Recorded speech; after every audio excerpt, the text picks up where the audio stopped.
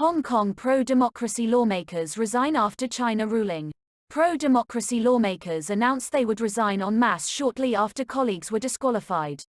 Other pro-democracy legislators have threatened to resign over the issue. All of Hong Kong's pro-democracy lawmakers have resigned after 4 of their colleagues were disqualified. On Wednesday, Beijing passed a resolution allowing the city's government to disqualify politicians deemed a threat to national security. Shortly afterwards, the opposition lawmakers said they would leave the city legislature in solidarity.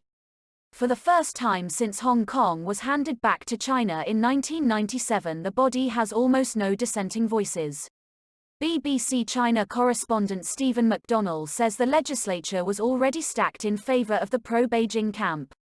Hong Kong Democratic Party chairman Wu Chi-wai told reporters, "We can no longer tell the world that we still have one country, two systems. This declares its official death." Hong Kong, formerly a British colony, was returned to China under the one country, two systems principle, which allowed it to retain more rights and freedoms than the mainland until 2047. The dismissal of the 4 legislators is being seen as the latest attempt by China to restrict Hong Kong's freedoms, something Beijing denies.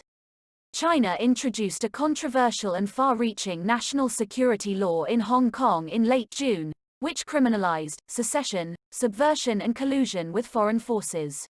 The law was introduced after years of pro-democracy and anti-Beijing protests. It has already led to several arrests of activists and has largely silenced protesters. The territory's leader, Chief Executive Carrie Lam, is pro-Beijing and is supported by the central government there. What happened on Wednesday? The new resolution passed by China's National People's Congress Standing Committee says that lawmakers should be disqualified if they support Hong Kong independence, refuse to acknowledge China's sovereignty, ask foreign forces to interfere in the city's affairs or in other ways threaten national security. It also allows the Hong Kong government to directly remove lawmakers without having to approach the courts.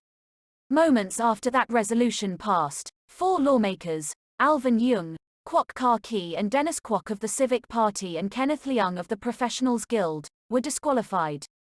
All 4 of them are considered moderates and they have never supported Hong Kong independence. The city's pro-democracy legislators have 19 seats in the 70-seat legislature. Within hours of their disqualification, the remaining 15 announced they would resign en masse.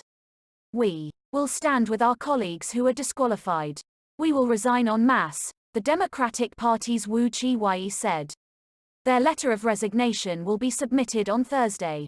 But Chinese Foreign Ministry spokesman Wang Wenbin said the disqualification of the 4 lawmakers was rational, reasonable and in line with the constitution and laws.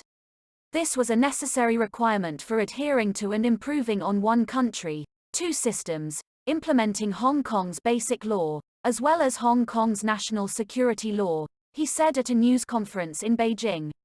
The 4 men were among 12 legislators who were earlier barred from standing in a legislative election planned this year but delayed until 2021.